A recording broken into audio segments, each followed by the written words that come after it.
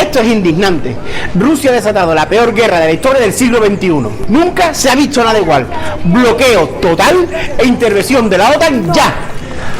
Pero Juanma, en la guerra de Irak creo que murieron más de 500.000 de civiles iraquíes. Claro, Branín. Y eso seguro lo habrás leído en el Granma o en el Pravda. A mí no me engañes. Juanma, una investigación de la prestigiosa revista británica The Lancet, publicada en octubre del 2006, eleva a 655.000 el número de víctimas de Irak debido a la invasión y posterior ocupación por parte de Estados Unidos y sus aliados. Sí, venga, y ahora Putin es un santo. ¿Han observado cómo me ha contestado algo que no tenía nada que ver con lo que yo le he dicho? Eso se debe a que no podía enfrentarme a los datos. Es la pueril huida hacia adelante que se da siempre en las redes sociales. Por eso hemos montado un canal que no se dedicará al salseo ni a la confrontación de frases enlatadas, ideologías en el peor sentido del término, ni a inundar el texto de ismos. Aquí trabajamos. ¿Por qué trabajamos, Juanma? Trabajamos por dar un fundamento científico a la política. Comencemos. ¿Es Ucrania la primera guerra de la historia?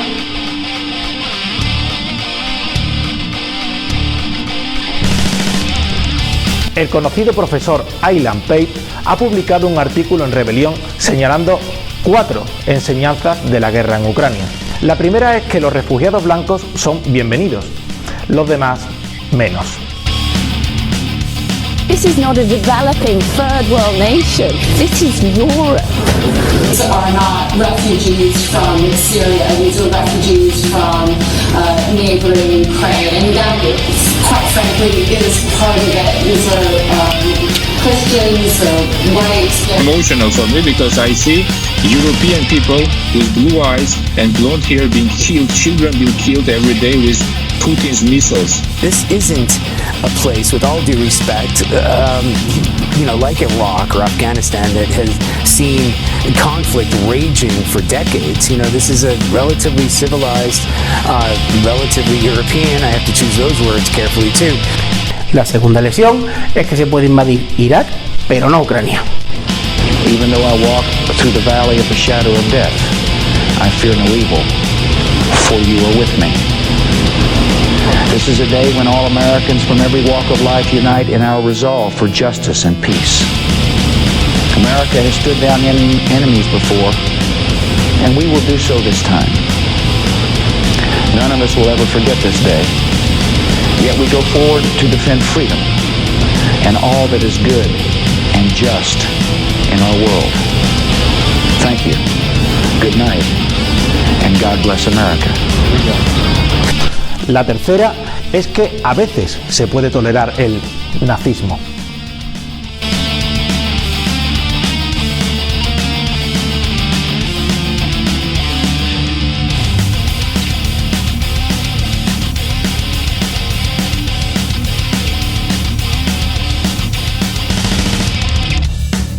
Y la cuarta es atacar edificios de muchas plantas, que solo es un crimen de guerra si se hace en Europa.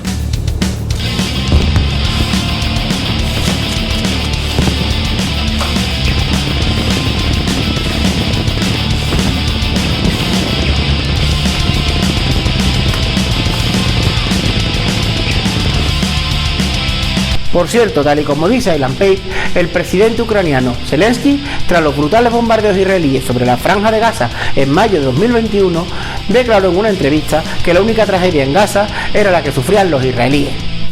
El balance de la operación israelí contra objetivos terroristas dejó al menos 20 palestinos muertos, entre ellos 9 niños.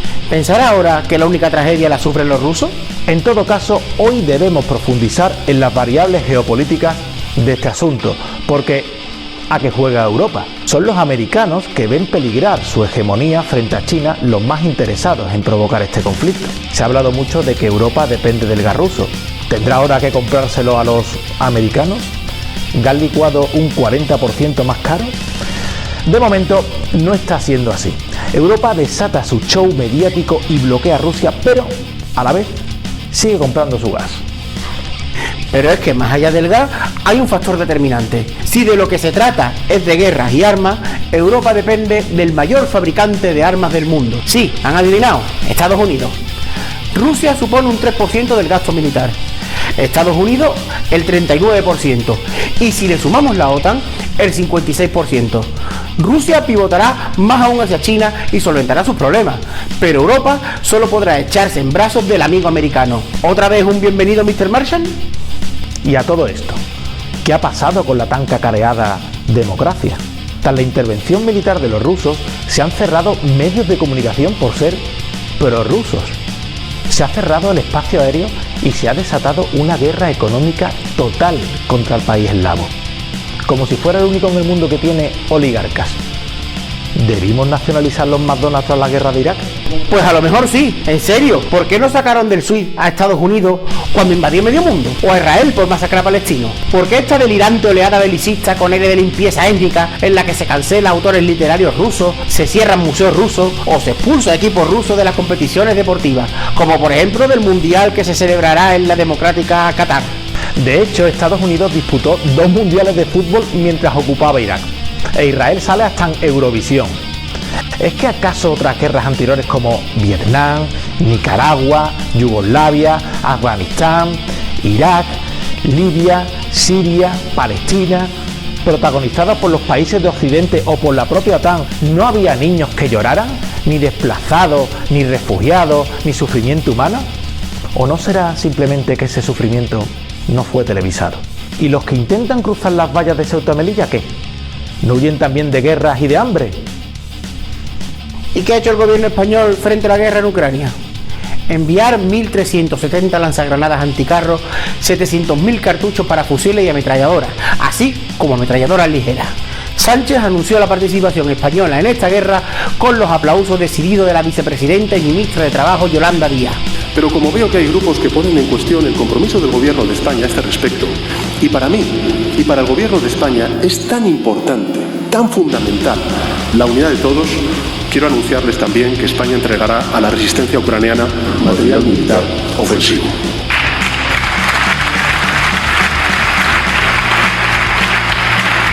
Tenemos muy reciente el recuerdo del no a la guerra, pero no nos equivoquemos, señorías. Hoy el no a la guerra de Irak es el no a la guerra de Putin.